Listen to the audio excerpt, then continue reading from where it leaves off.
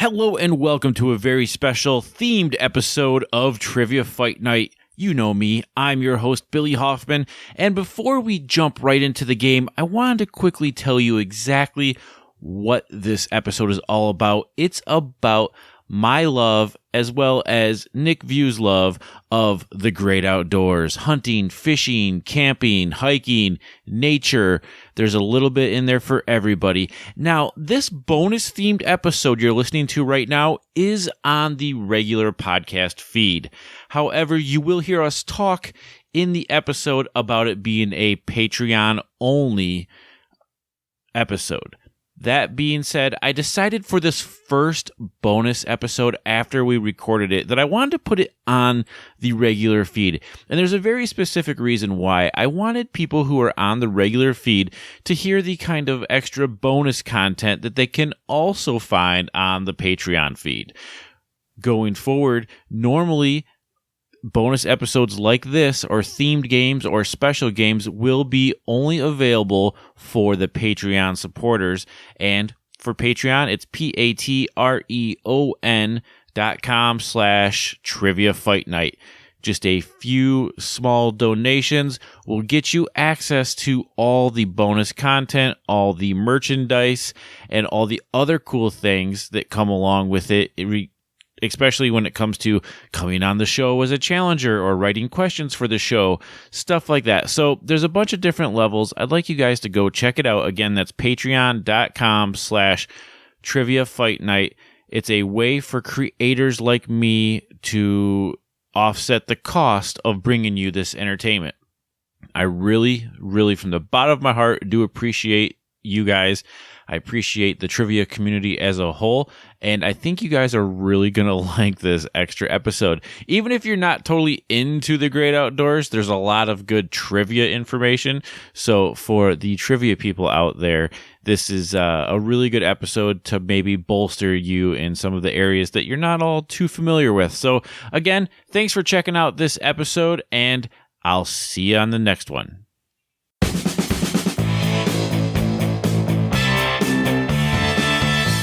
Welcome to Trivia Fight Night. This is your weekly battle of the wits, pitting host Billy Hoffman against various guests of intellectual ability in a 5-round trivia face-off.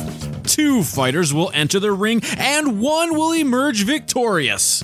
Will the fight end in a judge's decision, TKO, or the dreaded knockout? Now, let's step in, square up, touch gloves, and have a clean fight, because this is Trivia Fight Night!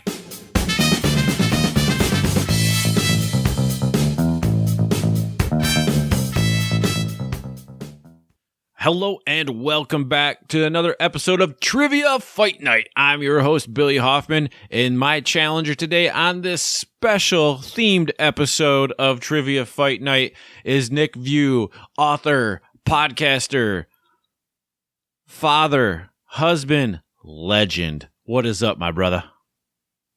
Legend. Hey, it's going great, man. I'm doing well. Yourself? Well, you know, I'm coming off the heels of a big win against you in a normal game, but we're not playing a normal game here today. We're playing a themed game for all the Patreon supporters of the podcast here.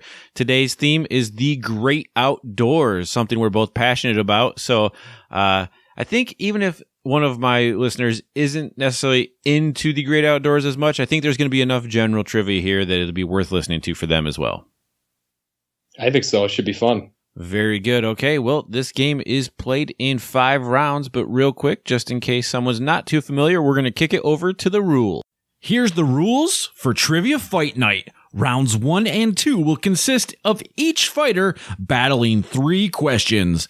In these early rounds, the fighters will be given the choice of 2 answers and must choose wisely. Rounds 3 and 4 feature each fighter taking on 5 questions from their opponent, where they must use their wit to survive. The 5th round is our knockout round. This is the final round where each fighter is allowed to wager any or all of their available points and able to secure their championship dreams.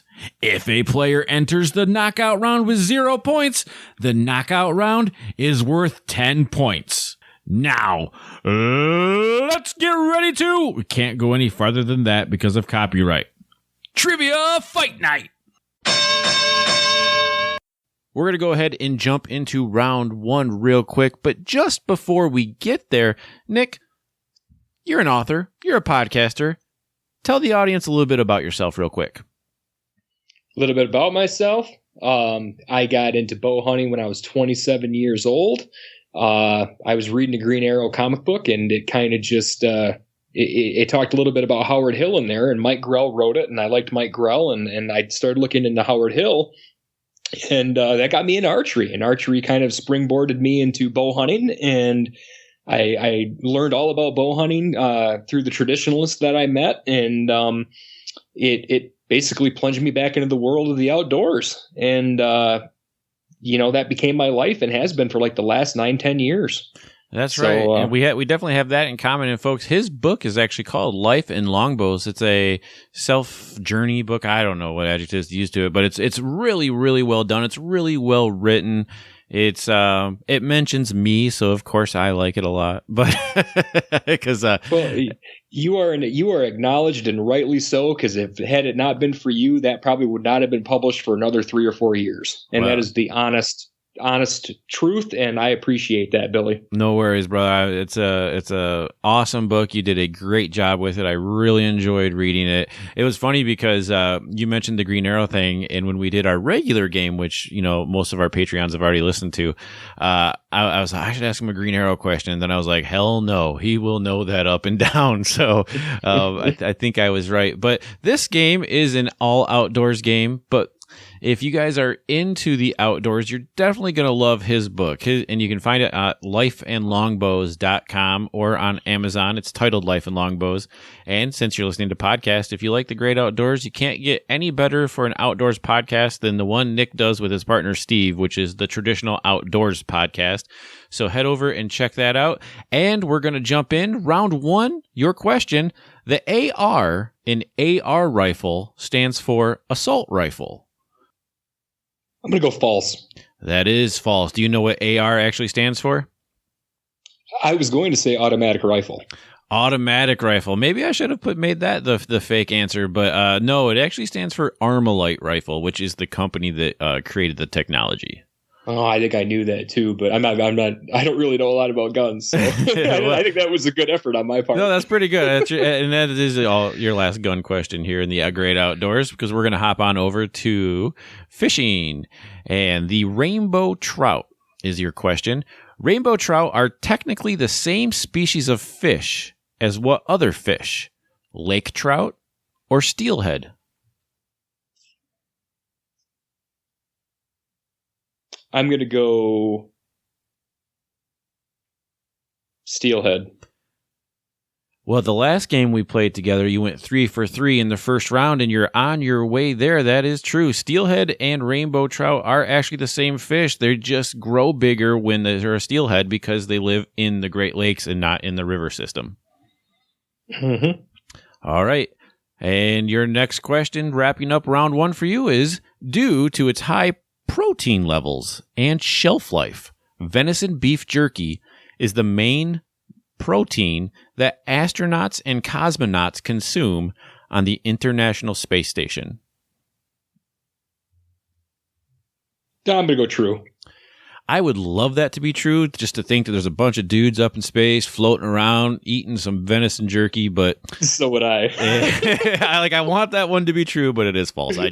I honestly don't know what the main protein they eat is, but I know it's not venison. So I for some reason I had some kind of a idea that it was some kind of weird soy-based thing or something, but I was like, well, this is obscure enough, it might be true. Yeah, they don't want no beef jerky farts up there in space. So all right. Well, we got through round 1. We're going to hop into round 2, where Nick asks me 3 questions that are true or false or 50-50. Gotcha. You ready? Yes, sir. Okay, this first one's true or false. Possums and armadillos are both from the marsupial family. Well, marsupials have pouches. I don't know about armadillos because I live in Michigan. You didn't say Michigan outdoors. No, I know. It's a fair question. I don't know if they would just be considered like shelled rodents. I don't think so. I'm gonna go ahead and say true. The answer is false. False. The armadillo is neither rodent nor marsupial. Okay. So I did not know that. See, I've seen armadillos the last couple of years going down south, and I had just assumed they were possums with armor. With armor, right? Yeah. Armor. Yeah. A tactical possum. A tactical. I like that, tactical possum. I know. That's going to be my next blog name. It's not a terrible like death metal band name. No, it's not. All right. Well, that was kind of a tough one. I didn't know if you get that or not. No, that's a good question. Yeah. Okay. The next one. The primary difference between herons and cranes is the length of their legs. True or false? Primary difference between herons and cranes is the length of their legs. So they're both tall, but I see cranes more in fields, and I see herons more on water. And there's a lot of other things besides legs that could make them different. So I'm going to say false. You are correct. False. It's actually the length of their neck. Cranes have a shorter neck, and they usually hold them straight rather than cocking to the side, which kind of screwed me up a little bit because sandhill cranes will always look like they're kinked, but maybe not, So, good job on that one. Thank you. All right. Last one.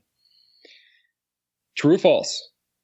The cattail is an edible plant that is part of the iris family of flowers. Nick, you've read my book. You know the twins eat cattail roots. Okay, then what's your answer? The answer's okay. It's an edible plant, but if you're gonna get me on the fact that it's in a different part of a different family, then that's fine. I have issues with that question because it's two questions in one. But I'm gonna say true. You're gonna say true? Well, now I feel bad about it because the answer is false. But being that I know your book, I thought you might know this one. It's not part of the iris family because it has a poisonous twin that is part of the iris family. Okay. Well, because it's that interesting and it's poisonous twin, and my books are twins of prey, I'll go ahead and I'll take the goose egg on it. So at the end of that round, I just know you could eat them. I didn't know what family they were in. So at that round, you have 20, I have 10. You're going into the next round with a 10-point lead. But before we go there, I want to tell my Patreons here about a website that is actually sponsoring this episode, and that is Langia.com, LANDGEA.com. Langia.com is basically Amazon.com for outdoors lovers. And the cool thing about Langia is it's all going to be handcrafted, handmade, and small business type things. So you're not going to see big time mass market retailers in Langia.com. You're going to see guys like me, guys like Nick that are selling books, guys that make duck calls and signs and camouflage. It's all going to be all American businesses and all blue collar type people who aren't looking to get another gold jet ski. We're looking to buy our daughter's gymnastics classes and stuff like that. So head on over to Langia.com, check them out, and do some Christmas shopping over there. And with that, we are going to go right into round 3. And you mentioned sandhill cranes, and that is actually what your next question is about. So you ready for it? Yes, I am. What nickname are sandhill cranes given by those who are lucky enough to have eaten one? Oh, no, I know what this is, but I think I might say it wrong. Chicken of the sky. You're going to hate yourself because if they're way more delicious than chicken, man. They're ribeye in the sky. Ribeye in the Oh, John Busceme just said this the other day, and I can't believe I screwed this up. Yeah. I was thinking of chicken of the woods. Chicken of the woods, yeah. That's probably my next. All right. Hey, the good question. All right, no problem. Okay. And a big topic in the hunting and outdoors industry right now is CWD, which stands for chronic wasting disease. And this question is, chronic wasting disease was found first in what state? Oh boy. You got a 1 in 50 shot. I'm just gonna go Michigan. No, not Michigan. And thankfully that hasn't been in Michigan since it was discovered, I believe, in the 70s in Colorado. Okay, I wouldn't have got that anyway. Yep. For some reason I was thinking Tennessee. Now, but yeah, Colorado is the birthplace of CWD. Who knows if it started there, or if that's just the first place they actually tested for it? But I'm not going to get all political. Oh, you're killing me on this one, Hoffman. All right. All right. Well, let's see if you can hop into this one. This one's going to come in the category of rule breakers. This TV celebrity outdoors personality was recently indicted on federal charges after illegally shooting 2 bucks in Indiana. No. Oh, I don't know this. You don't know this douchebag's name? I've seen that article so many times, and I cannot remember this guy's name because I don't watch those modern shows.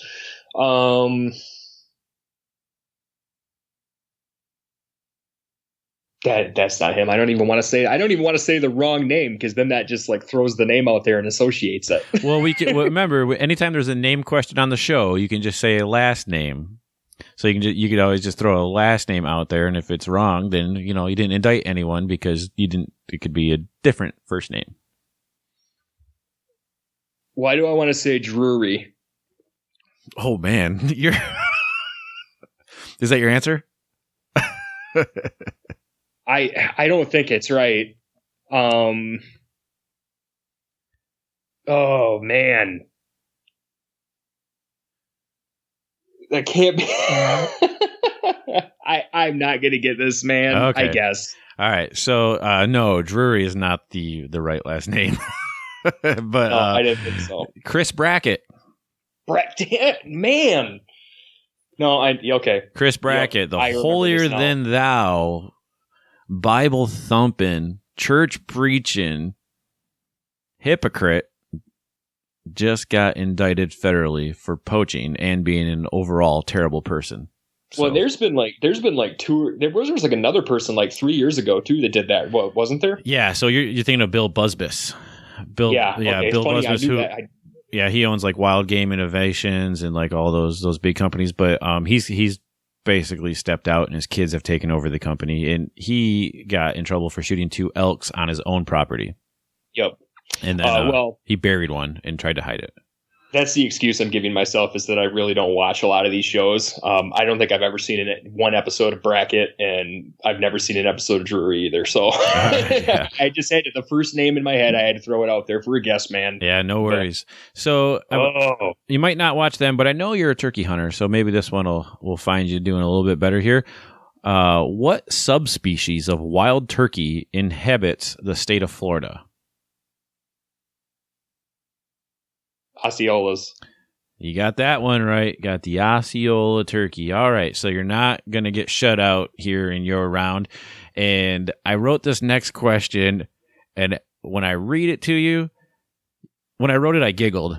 Because I was like, it's maybe way too hard, but it's guessable. It's guessable, right? So professional archer and Michigan native Bob Eiler was recently stripped of his $50,000 Vegas shootout championship. For what reason? You have got to be kidding me. I know you're a traditional archer, but this was a huge story in the world of archery. Professional archer and Michigan native, you're from Michigan, Bob Eiler was recently stripped of his $50,000 Vegas shootout championship. For what reason? Oh, I don't even know what. Jeez. I mean, I could just throw something out there, I guess.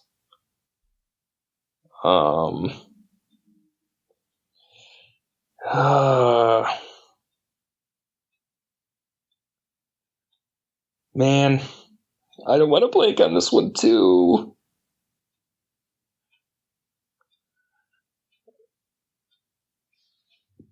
So I'd say think of reasons why someone could have that taken away from them after the fact. Well, usually people get stuff taken away from them because they're juicing or something. And I don't know how that could apply to archery, though. I feel like it could be like an equipment technicality or something. But he would know better than to do equipment technicality if he's a pro. What the hell, dude? I was just gonna say he was juicing. You got it right. Really? Yeah, this year. What could he have been juicing with? So this year they started testing for anti-doping rules, and what he was found to have in his system were beta blockers. And beta blockers are something you take that calm you down, that lower your blood pressure so you handle stress levels better. You were kidding me. Your heart doesn't race as much. You're just calm and relaxed. It lubricates all the medical people are like, that's not what it does. But from what I've read, it lubricates like the inside of your vessels. So stress doesn't. Huh. So this year, there's so much money on the line with these championship shoot-offs now that they're starting to drug test these guys. I figured it was something that was like maybe he had something that limited fatigue in his, because they hold so long, right. Maybe limited fatigue in his shoulders, or maybe it was some kind of a banned ibuprofen type kind of thing, like with runners, you know how they're not supposed to take aspirin or ibuprofen or something like that because it's supposed to do something to your endurance. I don't know. That was just a wild guess. I have no idea. I don't even know who that guy is. So, all right. Well, you got the 10 points there. So you end that round with 20 points, which is pretty strong. So right now you're sitting with a lead of 40-10. Let's hop into my round 4. Man, it doesn't feel strong. All right, let's see. All right, man. The blank is a deadly spider that has been found in Michigan, but is not a Michigan native. All right, so here's my thinking. The brown recluse and the black widow are the two when I think of spiders. Now, it could be something totally different, but these are the two that I think when I hear deadly spider. And I think the native in Michigan part is a big deal because I think brown recluses are native, but black widows aren't. So I'm going to go black widow, and if it's another spider, oh well. Man, you are so close. It was the brown. Oh, the brown recluse. It was the brown recluse. And it's funny because you literally just pretty much quoted that question, like the answer I read in the trivia on. Oh, really? There are two. It is the northern black widow and the brown recluse, but the northern black widow is native. Brown recluse is not. Yeah, that's a good question. So I always say I'm not that great of a trivia player, but I'm a really good trivia partner. Like I'm a really good teammate. So I feel like questions like that, it's like I can steer someone in the general area and then they can say, oh, no, brown recluses aren't, like they can finish it, But all right. So yeah, the reason why they're not native is because it's too cold. That's what I figured, but that's what I was thinking about. Black widows, but I didn't realize there was a northern version of it. Mm-hmm. You would have been if you would have said, yeah. I mean, that doesn't really matter. But you were right on, which really cracked me up because I'm like, he's going to get this. The next one, a form of dermatitis called swimmer's itch refers to an allergic reaction to parasites released by blank. So I was like, parasites, bacteria, swimmer. Like as the question kept going, I was like thinking, I think that it's released. I think it has something to do with algae. So I guess I'll just say like algae or seaweed. You're close on that one too, but it's actually snails. Yeah. Oh, really? Snails release it. And I used to think that it was just, like you, I thought that ducks eat algae or whatever that is. And because I knew that ducks carried it or waterfowl, but yeah, it's actually snails. And then it infects certain animals like ducks. And then that's how we get it. They carry it through their, I had no idea. No idea that it was called. I didn't know if that one was going to be too hard or not, but I know that swimmer's itch is so common here that great question. Escargot gives you a swimmer's itch. Yeah, you get swimmer's itch, you know it. That's for sure. Yeah, no, that's a great question. All right. This is going to be interesting too, but I don't know, man. You might be a tree guy. The blank pine produces the largest pine cone. I don't know the answer to this. So I'll just run. I'm sure I'm going to jack pine, white pine, red pine.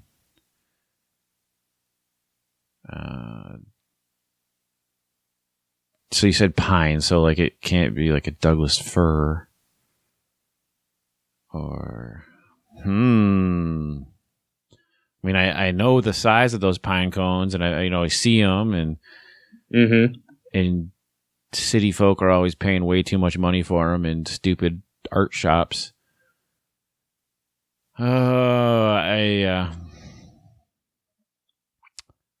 I'm just going to say, for lack of a better answer, the northern white pine.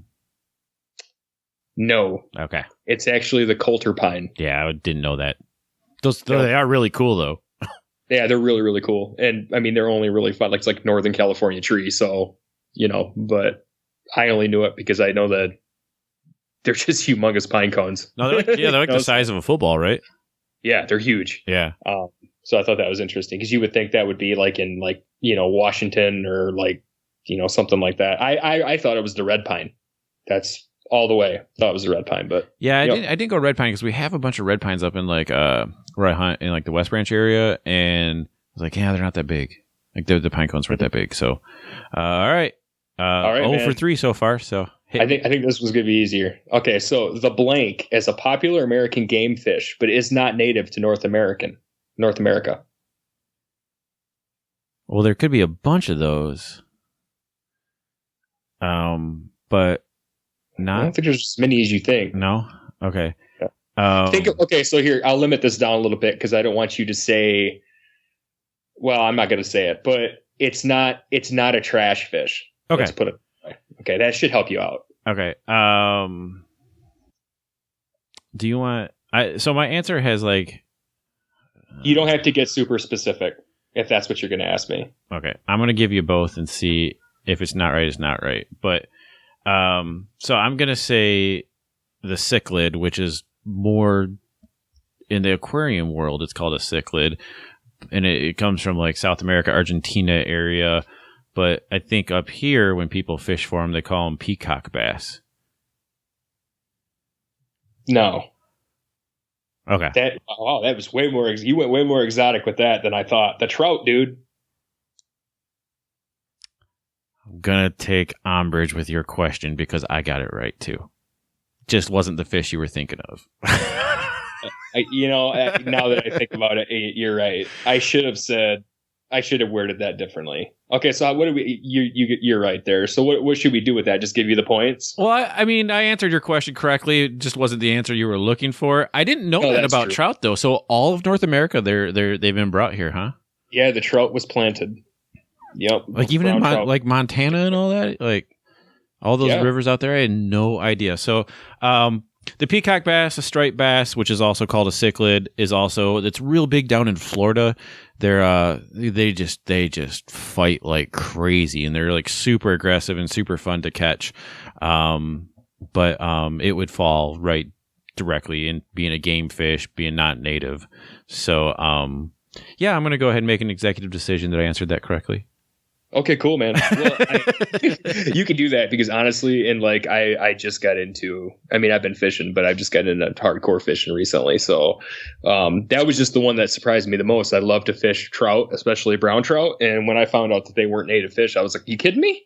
Yeah, that blows my mind. I didn't know that. I figure you would only go like because when I think about fish, I think of like pike, bass, perch, right. Catfish, trout. That's where I go. So I think of those as game fish. But yeah, because carp are plants too. Well, I knew that, and then when you said it wasn't, the Brits think those are game fish. Carp. Yeah, it's unreal. I was on a fishing trip up in Canada, and they treat carp like the Brits do, and we were up there shooting them and slaughtering. Yeah. They're a great game fish. They're not just, they're just too much of a hassle to eat. Yeah. So they don't really do that there. They're catch and release carp. So if you're a catch and release fly fisherman, carp are awesome. Yeah, well, that makes total sense. All right. Well, we got one more question left. Yeah. All right. I didn't know how to word this, but I'm gonna say this. So all good bow hunters know, or I should say, all good hunters know that blank rise in the morning and fall in the evening when checking the wind. All good rise. So the sun rises and it heats up the air and it makes scent in the air go uphill. And then when it cools down at night, it comes back down based on temperature and it carries your scent. So I'm thinking this question is about thermals.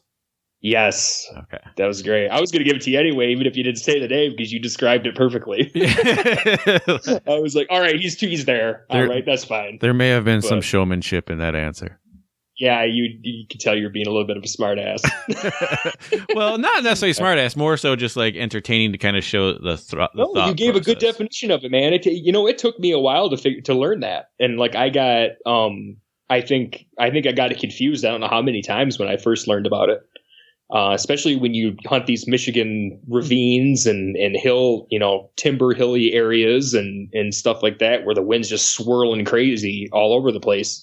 Checking your primary wind direction sometimes is just, fantasy, because you never know what it's going to do when you get there. Yeah, exactly. So all right. Yeah, hey, nice work. So at the end of the fourth round, you have a lead 30-40. You're up by 10, which means I am the underdog and I get to choose what category the final question comes in. And my choices are between entertainment or arts or history, general trivia, science, basically anything you could think of. And I think I'm going to go with, I know you like entertainment based on that last one. So what might I be good at? I'm going to go with science. I don't know all science stuff, but I do know some science stuff. So go ahead and make your wager now. How many points do I have? You have 40. Oh, man. And I have 30. All right. I got it. Okay. This is good. This is going to suck. So your question comes in science, and what we do is we head over to randomtriviagenerator.com, and I hit refresh. I find the very first science question. They're flashcards, so there is no way for me to know the answer until I click on it. And here we go. And scroll down. Find science. And it's a math question. We don't allow math, so we're going to find the next science question. No math. No math. Math is against. Abort. Your question in science is, what does a herpetologist study? Do you need me to spell that? Yeah. HERPETOLOGIST. What does a herpetologist study? Oh. So I'm going to write down my answer before you discuss yours, so that I'm going to say, all right, my answer is written down and locked in. So right now I can just talk through my thought process. You absolutely can, because I've already answered the question. Well, I'm just going like straight to plants on this one. But we have like a herbarium, and that's a study, and they study plants in that, and but that would be like a herbalist, I think. I don't. Oh. I think it's funny that we both work for universities and a non-educational factor. Yeah, I know you would think, and I do spotlights with students and stuff too. And this is like super hard for me. And then on the other hand, herpetologist is taking me to like herpes, which is like venereal diseases, which is like the study, like a venereal disease would be You might have more history in that than me. I don't know. I do not. Let's see here. Oh man, I'm getting there. I'm trying to get it. Venereal disease. What is it? What is a venereal disease? Is it a bummer? Study it. That's a bummer. He's like crabs, aquatic life. No. I see what you did there. Yeah. Hey. That brings back the whole nature thing. Herpes. Herpes is a virus. A herpetologist, though. Man, I could go. It could be bacteria. It could be. Dude, I'm gonna go bacteria. So your answer is that a herpetologist studies bacteria. Yes. Okay. Well, my answer, and I think I'm close. I'm pretty sure, and the reason I think I'm close is because I think on a recent trip to the zoo, I was in Chicago's Field Museum, which is an absolute, if you're in Chicago, you got to go to the Natural History Fields Museum. It's got more taxidermy and under one roof than any place you'll ever be. And you get pretty close. I mean, everything from birds, and obviously it's got the dinosaurs and stuff, but elephants, all the African animals are all mounted there. If you saw the movie The Ghost in the Darkness with Val Kilmer, where they talk about the Tsavo lions, they're mounted. The lions are there. The lions are there. The man eating lions, and it's just for an outdoorsman, for a nature lover. There's nothing like the Chicago Fields Museum. And when I was there, they even have a lot of different amphibians and all the snakes mounted and all kinds of really cool stuff. And I remember seeing this word herpetologist there. So how I got there is, okay, so I know it's animal based because it was in the Natural History Museum. And then I started running through a marine biologist would study marine life. And then I started thinking I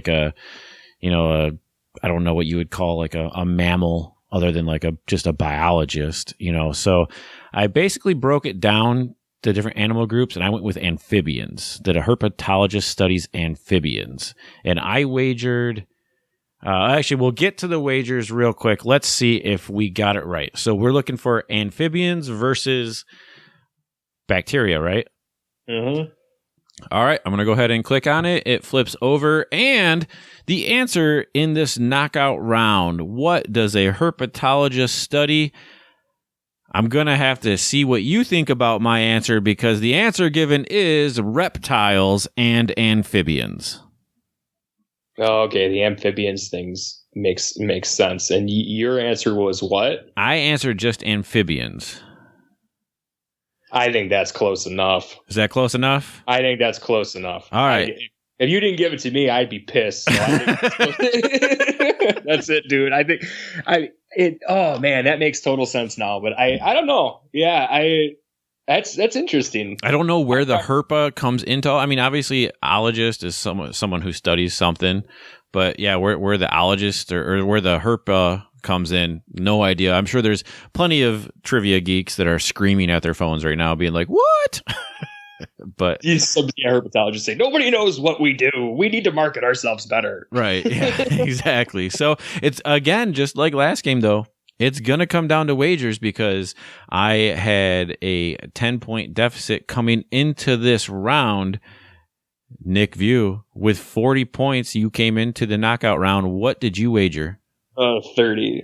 You wagered 30, which leaves you with 10 points. Well, I think you know where this is turning out, because I got it right, which means I'm not going to lose any points.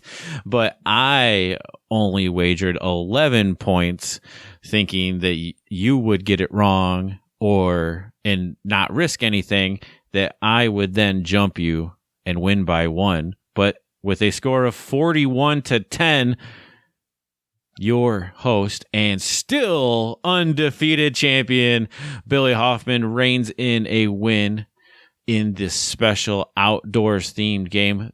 That was a lot of fun. That's the first themed game I've done, and it was pretty damn tricky. Yeah, it was fun. It definitely was. I learned something. That's for sure. I can't believe I got ribeye wrong. That's gonna haunt me. Well, yeah, but you also got the blood doping question right. So I'm not even counting that because I had no idea. Yeah, so you gotta take the ebbs and the flows of each question, and that's the great thing about the game. And quite honestly, with this final question, had I gotten it wrong, I still would have won. Mm-hmm. Because you had bet bigger than me. So it really comes down to strategies and power categories and stuff like that. And also, I didn't do this on purpose, but it is nice that while we're playing an outdoor themed game, that the final knockout round ended up being an outdoors based question. Yeah, totally. And I think if I could do it differently, I should have wagered safer, knowing I'm not the best scientist in the world. So maybe I would have. Yeah, but it still didn't matter. That was a hard question. Yeah, I think it. I know that was definitely a difficult question, and I didn't know the answer. I didn't know that my answer was right. I just knew that I had seen that. Obviously, I went through my thought press on it. So, all right. If you guys want to learn more about Nick and his books and his podcast, again, head on over to lifeandlongbows.com. He's a fantastic writer. He's a great author. He takes the outdoors world and really helps you visualize it. And I think that's one of the things when I read guys that write about the outdoors, I like to put myself in the position that they're in. And when Nick writes, I can see the woods. When Nick writes, I can smell the woods. I can feel the wind on the back of my neck. He takes me out of my chair and puts me with him in the woods. It's not an easy thing to do. So I really appreciate you as an author, as an artist, and as a friend. Thanks, man. Coming from you, that means a lot because you're quite the writer yourself. So I dabble. Kind words. You dabble. Whatever, man. And I would like to throw one more thing in there. Sure.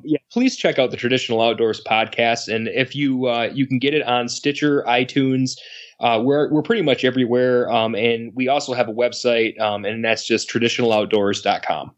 Perfect. Yep. Traditionaloutdoors.com, lifeandlongbows.com. Check them out. Thanks again to my Patreon supporters. This show would not be possible without you guys. I really appreciate you helping support me, and we look forward till next time on Trivia Fight Night.